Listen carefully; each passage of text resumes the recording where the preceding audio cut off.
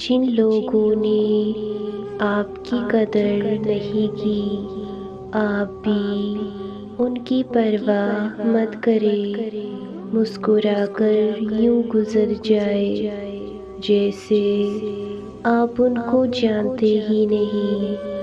یقین رکھیں، نئی منزلیں آپ کی منتظر ہے۔ محبت میں ٹوٹے ہوئے انسان کا انتظار بھی عجیب قسم کے پاگلوں کی طرح ہے۔ اس کے لوٹ آنے کی خوش فہمیوں میں رہتا ہے، جو انہیں خوشی خوشی چھوڑ کر کسی اور کے ساتھ چل بسا ہو۔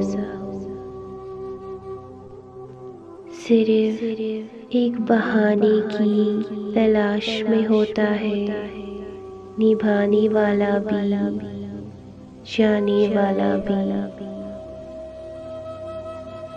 سہتے سہتے انسان اس موڑ پر آ جاتا ہے کہ پھر اسے کچھ بھی محسوس نہیں ہوتا۔